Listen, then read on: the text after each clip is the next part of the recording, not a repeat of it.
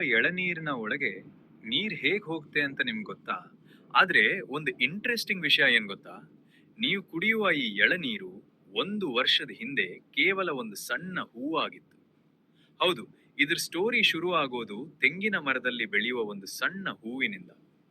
ಆ ಹೂವಿನ ಪ್ರಕ್ರಿಯೆ ಮುಗಿದ ನಂತರ ಅದು ನಿಧಾನವಾಗಿ ಒಂದು ಚಿಕ್ಕ ತೆಂಗಿನಕಾಯಿಯಾಗಿ ಬದಲಾಗಲು ಶುರು ಮಾಡುತ್ತದೆ.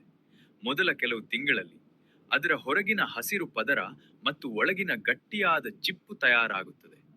ಮತ್ತು 3ನೇ ತಿಂಗಳ ನಂತರ ಆ ಚಿಕ್ಕ ತೆಂಗಿನಕಾಯಿ ಒಳಗೆ ನೀರು ಸಂಗ್ರಹವಾಗಲು ಶುರುವಾಗುತ್ತದೆ. ಆದ್ರೆ ಆ ನೀರು ಒಳಗೆ ಹೇಗ್ ಬರುತ್ತೆ ಗೊತ್ತಾ? ತೆಂಗಿನ ಮರದ ಬೇರುಗಳು ಮಣ್ಣಿನಿಂದ ನೀರು ಮತ್ತು ಖನಿಜಗಳು ಅನ್ನು ಹೀರಿಕೊಳ್ಳುತ್ತವೆ.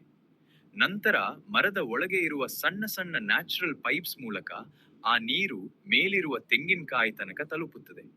ಅದೇ ಸಮಯದಲ್ಲಿ ಎಲೆಗಳು ಸೂರ್ಯನ ಬೆಳಕು ಬಳಸಿ ಶಕ್ತಿ ತಯಾರಿಸ್ತವೆ. ನಂತರ ನೀರು, ಖನಿಜಗಳು ಮತ್ತು ಶಕ್ತಿ ಸೇರಿ ನಾವು ಕುಡಿಯುವ ಫ್ರೆಶ್ ಎಳನೀರಾಗಿ ಬದಲಾಗುತ್ತದೆ.